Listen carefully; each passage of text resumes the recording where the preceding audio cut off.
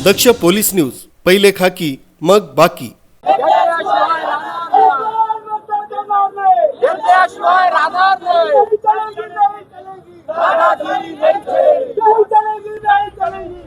मुंबई आग्रा महामार्गावरील महामार्गाच्या विविध विभागात काम करणाऱ्या 107 भूमिपुत्रांच्या रोजगाराचा प्रश्न ऐरणीवर आलाय।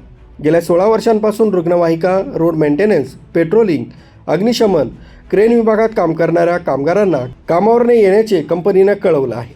त्यामुळे या कामगारांवर उपासमारीची वेळ आली।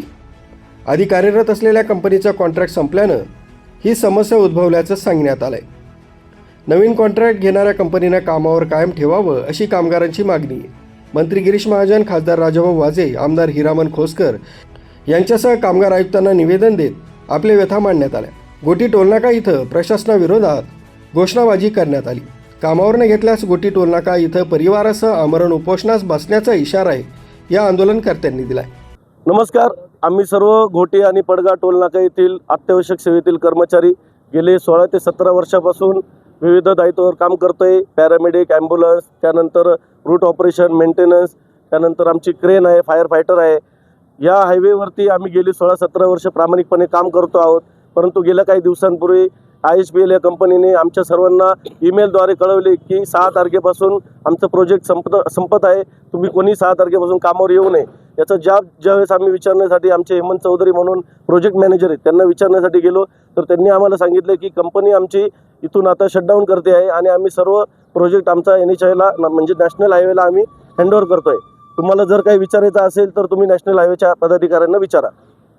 नॅशनल हायवेचे जे प्रोजेक्ट डायरेक्टर आहेत श्रीकांत डांगे सर यांना आम्ही भेटलो, त्यांना आम्ही पत्रव्यवहार केला, त्यांना आम्ही निवेदन दिले की सर आम्हाला कंपनीकडून असं सांगण्यात आलं आहे की तुम्ही कामावर यायचं नाही, तर आमच्या जॉबची गॅरंटी तुम्ही आम्हाला द्या। कारण नॅशनल हायवेने आता टोल आणि पूर्ण प्रोजेक्ट टेक ओव्हर केलेला आहे, तर ही जबाबदारी आता नॅशनल हायवेची आहे। तर त्यांनी आम्हाला सांगितलं की आम्ही पण नवीन निविदा देऊन नवीन टेंडरमध्ये नवीन कंपनी जी येईल त्यांना आम्ही विनंती करू की तुम्ही जुना सर्व स्टाफ त्यामध्ये घ्या। पण त्यांनी आम्हाला लिखित स्वरूपात कुठले आश्वासन दिलं नाही आणि वरतून ते आम्हाला म्हणाले की आम्ही कोणाच्या कामाची अशी शाश्वती देऊ शकत नाही। तर आम्ही त्यासाठी विविध ठिकाणी आम्ही निवेदन सादर केलं आहे।